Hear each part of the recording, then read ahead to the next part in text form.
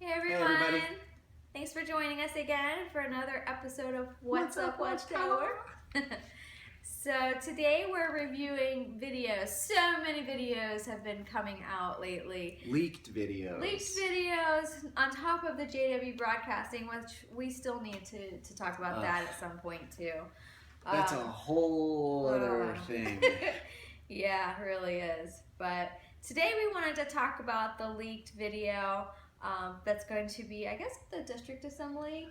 This was what we have is taken from a talk that was given at the Stanley Theater in New York. That we actually grabbed this video from Mike and Kim's page or something. Yeah, we got it from their page. It's out there circulating, and they got it from someone from Christian and Katya. So it trickles down. To me, a really interesting part about this, aside from the video itself, is that there are active witnesses who have access to this stuff, who are purposefully leaking it to apostates to be shown on the internet.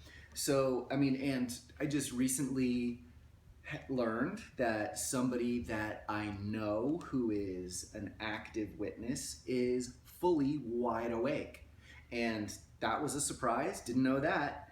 And, have access now to get some literature and some other things. Just it's very interesting, and more people that we're finding out within our circles that are awake, that know what's going on. Yep. And so it's happening. It's happening. The waking up is happening, and it's real. We're happy about it. It just makes me wonder how many people who are sitting in the Kingdom Hall who go every week are actually awake and don't know who to talk to, or can't say anything to anyone at the hall, any of their friends. So it's a big deal. I think that we're really seeing almost like a revolution. It's kind of a silent revolution right now because there's a lot of consequences, as this video will bring up, for people who decide to leave the organization or to speak against it. But it's important, and we're seeing so much of it now. So again, I'm gonna try to figure out how to do all this video editing. I just got some new editing software, so learning experience. Exactly. So anyways, we're gonna show the clips and then our comments about it. So okay, clip 1. For what do I have to do with judging those outside? Do you not judge those inside while God judges those outside? Remove the wicked person from among yourselves. Yes, unrepented wrongdoers are disfellowshipped, and we loyally uphold Jehovah's judgments when we avoid association with the wrongdoer. Now, some in Satan's permissive world may view disfellowshipping as being extreme. However, it is a beneficial arrangement. For by disfellowshipping unrepented wrongdoers, it helps to keep Jehovah's organization morally clean, and it keeps his name free from reproach. Is that where you wanted to start? Yeah. So notice, by disfellowshipping, it keeps Jehovah's organization free from reproach. Well, I have a different viewpoint on this. As speaking now to non-witness relatives who don't know a lot about our religion, have just kind of live and let live kind of attitude, very close to them, but they don't know how the organization works. And, their feeling was always like, well, as long as you're living a good, clean life and, and serving God in the way that you think is the right way, then that's all fine. But I explained to this person what actually happens when a person is disfellowshipped, and how you're shunned, and that your family is to have nothing to do with you unless it's emergency kind of family business. But basically that you would be as if you were dead to even to your family. And she was shocked and horrified and appalled by that. And it says, well, that just isn't right. So that is what's bringing reproach upon the witnesses. in my opinion. Yeah. Yeah. I mean, I've spoken with some friends recently about this. You know, not normally people I talk to about religion, but we talk about everything, and it came up, and I kind of explained to them the situation, and they couldn't believe it either. They thought it was absolutely crazy. So, you know, most people don't know what it's like being in the organization, and even people who have studied but maybe never got baptized or maybe never like hung along with the organization, they don't really know either. Right. I mean, it's really hard to know unless you're involved with it, which is, I guess, why we're doing these videos, to try and expose some of this truth to people who don't know. That's why I always think it funny too, why anytime there's like a hater or bad comments on the videos, a person says, I'm not a Jehovah's Witness, but guess what? Nobody who's not a Jehovah's Witness cares about Jehovah's Witnesses. Yeah. None of my friends. You don't have a dog in the race. Yeah. Nobody that I've ever met that wasn't a witness knew anything about Jehovah's Witnesses. Nothing. So what they hear, what people we've even had a comment that somebody has made on our page that said, you know, I see that the witnesses are busy doing ministry, and it seems to me like they're okay. What's the problem? I don't really understand. And I think without being a part of the organization, there's really no way. There's no way to really understand, unless you're a part of it. But earlier in his talk, he said, you know, that we don't live by the same standards as Satan's permissive world. Well, I gotta tell you, this has nothing to do with being permissive. It has to do with love and what's loving and what's compassionate towards someone. And as we'll get further into the actual drama video that they're showing, there's no compassion there. There's no natural no natural affection. Right, natural affection. Sorry, I still have, you know, cold brain, cold fog going on. But anyway, so yeah, when you talk to non-witness family members, they just love you. They love you no matter what. And, you know, so you make a mistake, they're not going to shun you and treat you like you're dead, because that's not loving and compassionate. So no, and that really does break down the family arrangement, you know. So yeah, that's what we see. Let's continue on this video. It also protects us from bad associations. And these associations include messages in any form that apostates and others have used to spread wrong ideas. And disfellowshipping the sinner may help him to return to Jehovah. He may realize what he has come to lose. So in the talk, he's just talking about that a disfellowshipped person may come to realize what they've lost and return to Jehovah. But in my experience, with just the limited number of people that I've spoken to since we've started making videos and seeing messages and stuff, those who are disfellowshipped, who kind of are awake, there's no way they're going back. It's almost impossible to unlearn what you've learned and go back into that mold. It's not really possible. So I know people do it. I know they go back just for their families, but they're probably pretty miserable for making that sacrifice. Yeah, I mean, and they're not coming back to build a relationship with Jehovah. They're coming back so that they can still have a relationship with their family. Yeah. So, yeah, you're strong-arming someone to come back, essentially. God's blackmailing you, but with your family. Yeah. A good relationship with Jehovah and with his people. Rightly then, loyal Christians would not associate with anyone called a brother who is practicing serious sin. To do otherwise would undermine the effectiveness of Jehovah's discipline. And this is true even when no congregation action has been taken, as may be the case when one is inactive. And this can be a real trial when a family member is involved. Okay, so now they're going after people who are inactive, which would be us. We're not disfellowshipped.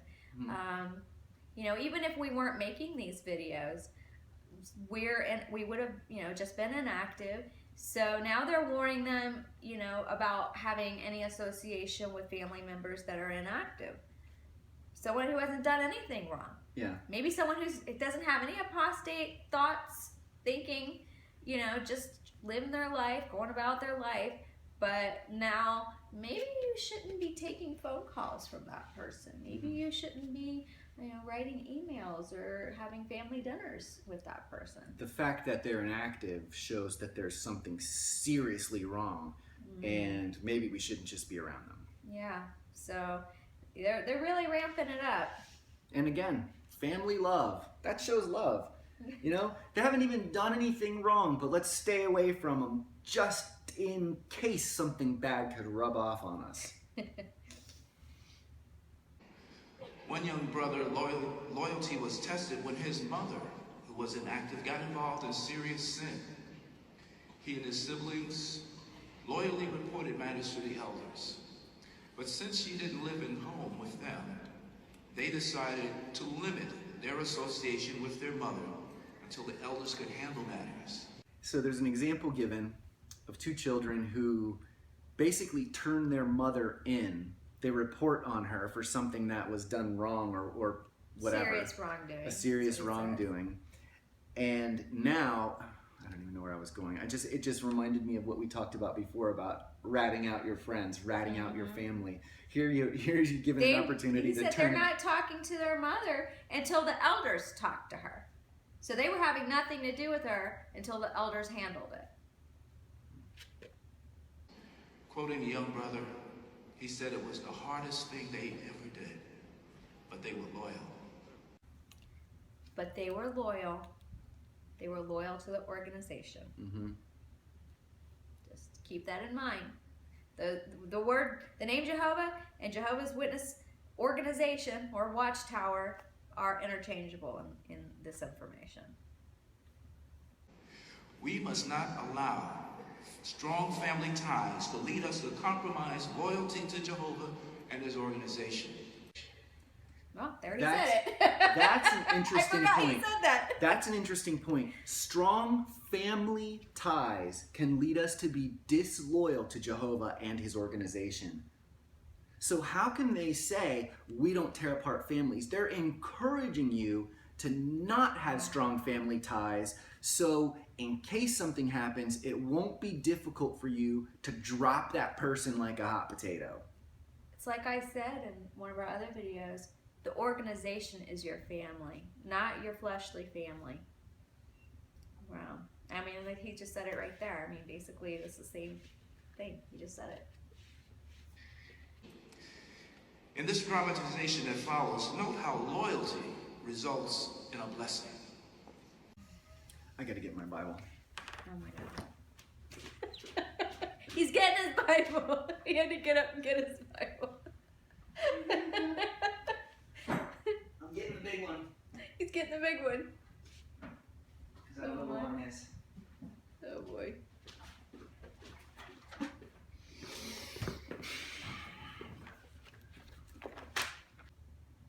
All right. Go ahead. We can keep. I'm gonna read this. It's 2 Timothy 3:1-5. It's how it applies to the witnesses. Puffed up with pride. It describes them. Here, okay, so I'm gonna do it now. He's gonna do it now. Okay. We were gonna wait till the end, but really, wow. This is a scripture that everybody who's a witness knows. 2 Timothy chapter 3, verses 1-5, talking about the end of the system and the signs that we would be seeing with people. And I cannot help but think of the witnesses as fulfilling these signs. It's so clear to me, especially in verse 3, that's 2 Timothy 3:3. It says, having no natural affection. I mean, what could be more of a perfect illustration of that as a parent and or children shunning the other because of something that God thinks they did wrong? or actually in reality, it's not God, it's the group of men making the rules in New York. It's a group of human men that are demonstrating these qualities. Let me just read here. It says, "Know this, last days, critical times hard to deal with will be here." Yeah, whatever. "For men will be lovers of themselves, lovers of money, self-assuming," haughty, blasphemers, disobedient to parents, unthankful, disloyal. We see these things within the organization. Disloyal family. You're encouraged to rat on your family for something. Maybe these kids don't even know exactly what the situation is with the mom, but they felt it necessary to get the elders involved. This kind of stuff to me shows having no natural affection, that your affection is to the organization and not to your family. And just as this brother said, we don't want to have too close of a bond to our family, because if we do that, it's going to be really hard to shun them or turn away from them if they do anything wrong. Mm-hmm. And look at the next one, not open to any agreement. Right.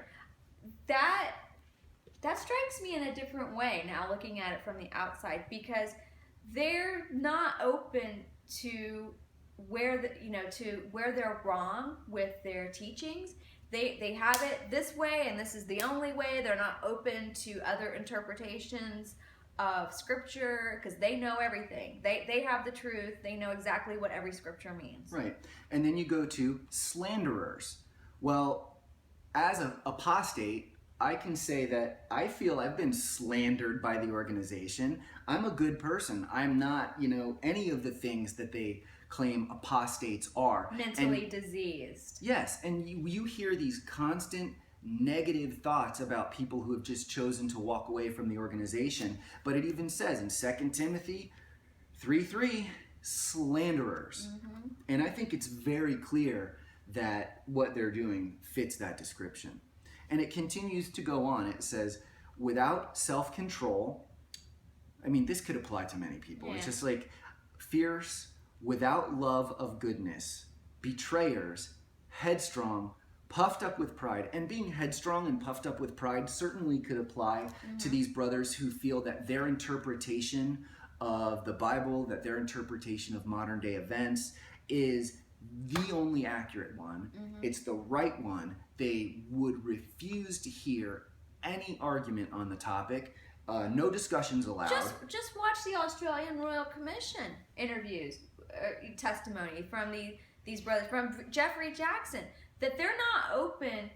They're so prideful about how they do things and the 2-witness rule.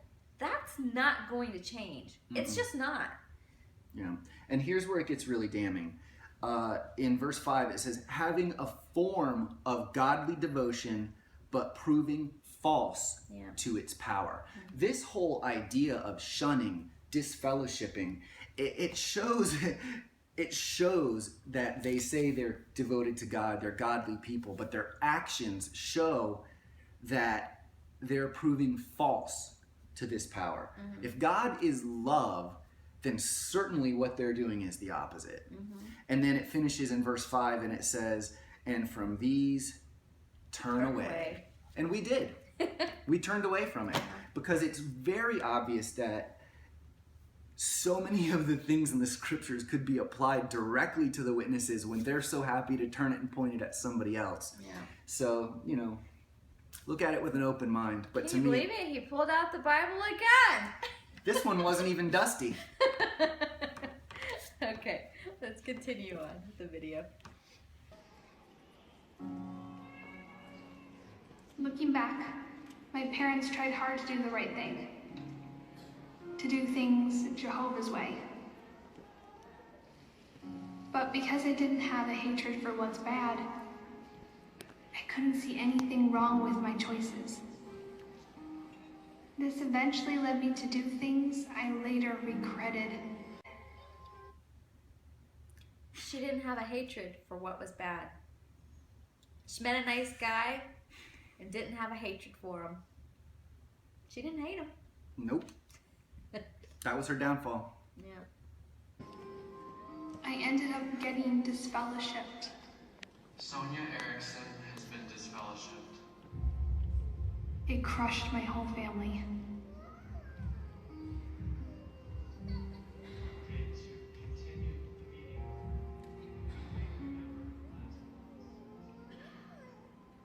Later, my father explained to me that I couldn't remain in the home because I refused to change my lifestyle. He told me I was having a negative effect on my younger brother and sister. And I'm out of this house.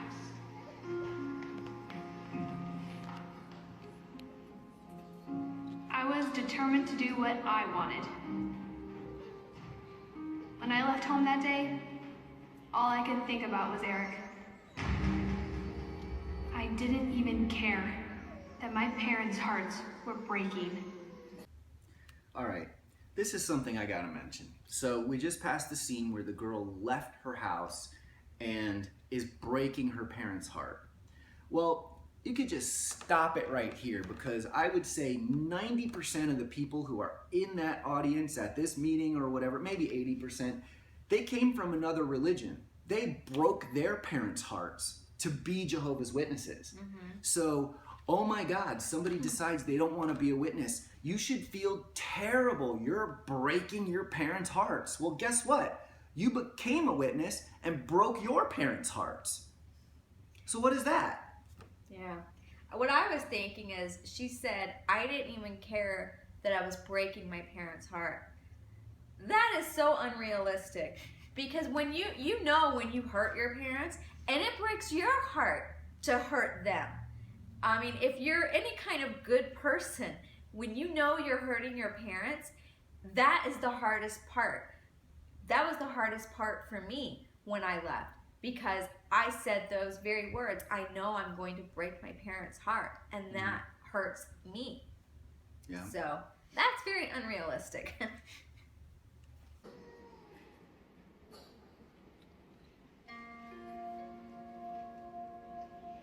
I didn't think about the devastation and disappointment that I had caused them.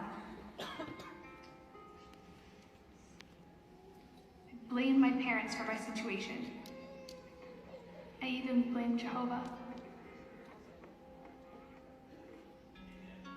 My family missed me so much. Her family missed her so much. No texts, no calls. How did she know they missed her? Yeah, how did she know? Even after all I had done, what helped them to remain loyal to Jehovah for the many years I was disfellowshipped? It was the Bible account of Aaron. Jehovah directly judged 2 of Aaron's sons and put them to death. In this case, Jehovah asked Aaron and his family not to mourn, in order to show the entire nation that they supported Jehovah's judgment. Mom and Dad saw that they needed to be loyal, just like Aaron. So her parents needed to be loyal, just like Aaron. Basically, not to show that they were mourning losing their daughter. I don't even have anything to say about that. Yeah.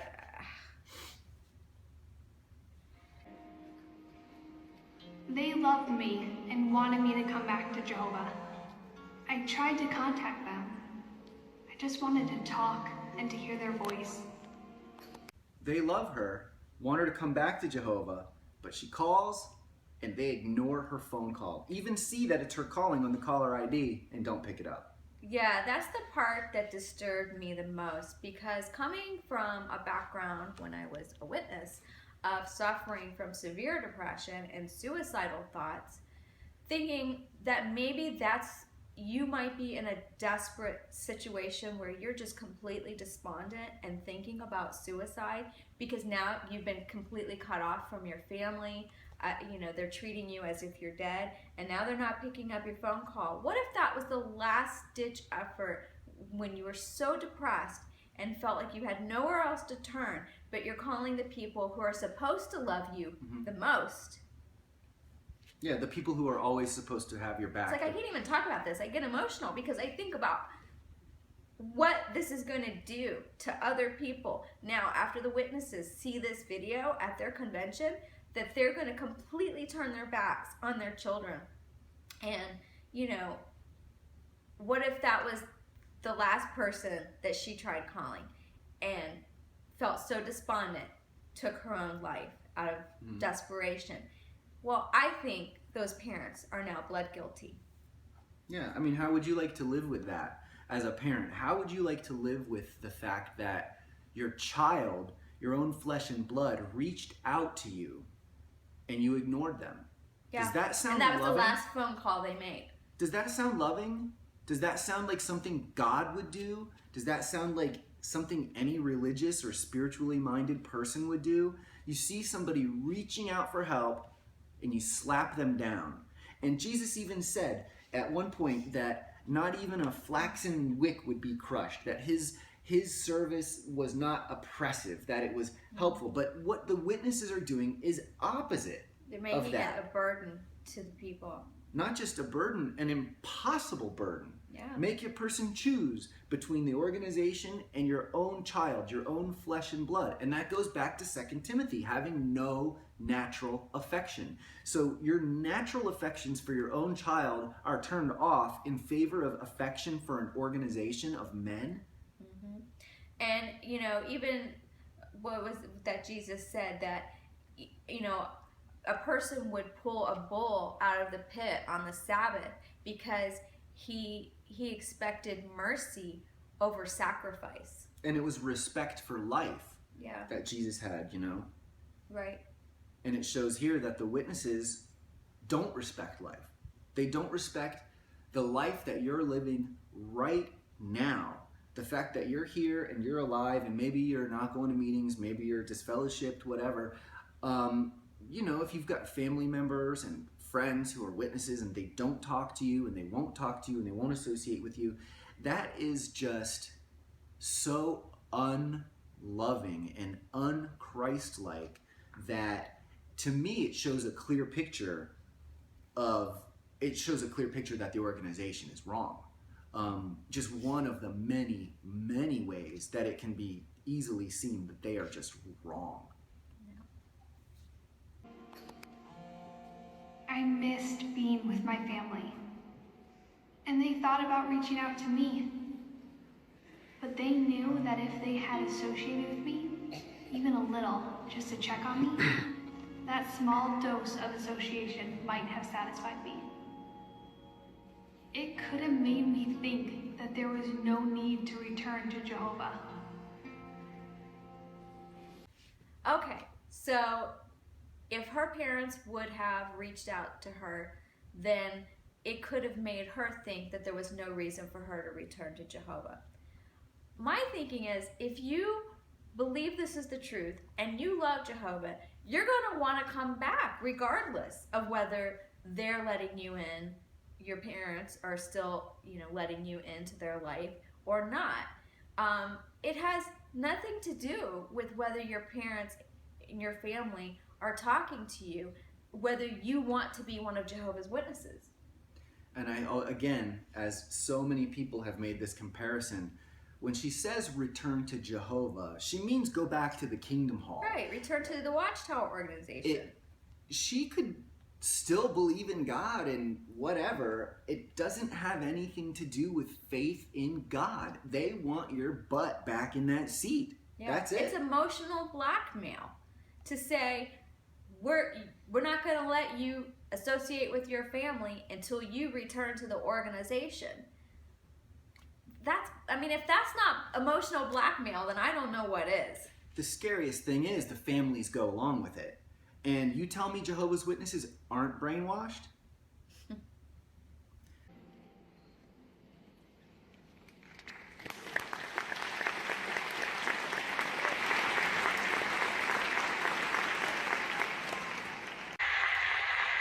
And notice you're drinking water.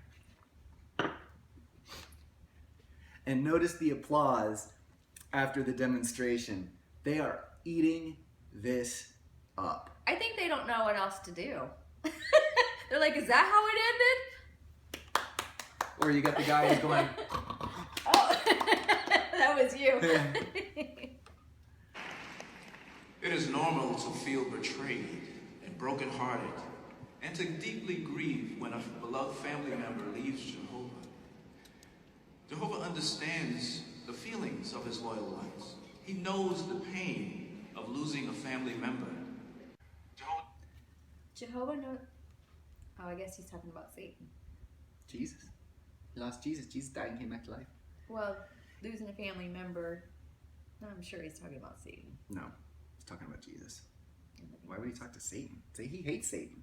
Yeah, but to lose Satan and the demons in his spiritual family. Of losing a family member. Jehovah's reaction to Israel's rebellion gives us insight into how he may have felt when some of his spirit sons joined the devil in rebellion. There you go. Regarding his All I can say is this. God got real mad when people disobeyed him because the Israelite nation disobeyed him, and it was like death and destruction for tons of people. Man, God gets mad, people die. Regarding his people Israel, the 78th Psalm, verses 40 and 41 says that when they rebelled, they made him feel hurt. They grieved. I'm starting to think of God as like King Joffrey on Game of Thrones. Why does that seem to fit for me? He's a spoiled little kid. That's it. When he doesn't get his way, people die. That's it. I think that's a pretty good fit. They grieved Jehovah. Yet Jehovah is not controlled by sentimentality. Sentimentality can cause our view of love and mercy to become unbalanced. Sentimentality can cause our view of mercy and compassion to be unbalanced. As they say in The Princess Bride, I do not think he knows. What does he say? He goes, I do not think that means what you think it means. yeah, that word you keep saying, I don't think it means what you think it means. That guy, compassion, mercy, love, aren't these all synonyms? Aren't they all synonymous with one another? And yet we're told that the compassion and sympathy could stop our hurt our love. Like, I'm getting confused by this guy. I'm very confused by all of this. But godly love is balanced by justice and includes a hatred for badness. We can see that in the way Jehovah dealt with those rebels, for he severely disciplined the Israelites. He took action against the wicked spirits, eventually removing them from heaven to protect the rest of his spiritual family. Jehovah's judgments are always beneficial. By reflecting on his loving ways, we can strengthen our resolve to loyally uphold God's judgments. True disfellowshipping can be painful discipline, and it may test our loyalty, but it yields the fruit of righteousness to those trained by it. Notice how this is mentioned in Hebrews chapter 12 and verse 11. I invite you to turn your Bibles there. Hebrews the 12th chapter and verse 11. It says, true no discipline seems for the present to be joyous, but it is painful. Yet afterward, it yields the peaceable fruit of righteousness to those who have been trained by it. This discipline and training from Jehovah is in the best interest of all, including the wrongdoer. It is a manifestation of Jehovah's great love for us. We need to keep in mind the purpose of divine discipline and abide by Jehovah's command not to have contact with anyone who is disfellowshipped. So this guy says it's Jehovah's command to not associate with anyone who's disfellowshipped. Well, I've never seen a scripture that said don't associate with anyone who's disfellowshipped. As a matter of fact, the whole disfellowshipping system didn't come about until what, like 1951 or 52 in the witnesses. So I just don't get it. Brothers and sisters, let us be resolved not to undermine the effectiveness of Jehovah's discipline. So do not undermine the effectiveness of Jehovah's discipline. He's telling them, you're undermining the effectiveness of Jehovah's discipline if you're not following what we've told you to do to completely shun these individuals in your family. And I think even when he says Jehovah, he means the organization. Mm-hmm. You know, Because it is undermining. If they're not going to follow it, then it's going to undermine the structure of their organization. But what should we do when someone repents and changes course? Brother Keith Williams, who has been in the full-time ministry for 6 years, will now consider the final part of this symposium. So, another shocking video. Mm-hmm. Maybe not shocking to people who are witnesses because they're used to hearing shocking stuff, but certainly to anyone who's been out of the organization for a while, anyone who's, you know, not been to an assembly or seen these new video productions. I mean, holy cow. Yeah. It's crazy. Yep, so it seems like they're really ramping it up, and I guess we'll be expecting more of that. And the reason that they're ramping it up is because they know that there's a vast apostate army out there, that there's a lot of us speaking out, and that those within their rank and file are watching these videos, are, you know, going to start being influenced if they're not already, because they're going to start learning the truth about the truth. Yeah. And I think because a lot of the people that have video channels on YouTube are maybe disfellowshipped or disassociated, we're going to keep you guys updated what's happening with this, because we're not disfellowshipped. We still talk to our families a little bit here and there, but being inactive, we'll see how this ends up applying to us, how this comes down, and to see if our families are wanting and or willing to shun us for being inactive, or if we get disfellowshipped for it or whatever. So we'll keep you posted as that goes on. But before we go, there's some new YouTube channels I definitely wanted to just mention, because we've both been watching your videos, and got so many new channels popping up all the time. Dude771, hi Summer. You know, your videos, I just came across your channel maybe a couple of weeks ago, and really like your videos. Amy K, I know you've been making videos for a while. We really like your videos. Living Now, she's in France and has, well, maybe in Canada or something now, but speaks French, does a lot of French and English videos. They're good. Patrick Owens is a new channel. He's making videos now. Kale McIntosh, I think we watched a couple of his first videos. Very good. And my JW Story, and I apologize, I don't remember your first name, but this young guy he just started making videos like this last week. So those are some new channels to check out. I would really love for all the people on YouTube who are making channels to get in touch with each other and stay in touch with each other. I mean, we are a community unto ourselves. Having said that, anyone wants to get in touch with us, just email us at whatsupwatchtower@gmail.com. We're accessible. You know, I think it's important that this community stays united, you know, even though we're spread across the entire world. So just wanted to say thanks to everybody out there who's making videos. We are watching them, and Doing our best to keep up with them. Yeah, there's so many. It's hard to keep up. There's so many great ones. But we got to keep up the fight, because without people like us bringing these things to the surface, the people outside don't know what's going on. Yeah. So. So All right, guys. Until next time. take care. Bye-bye. Bye.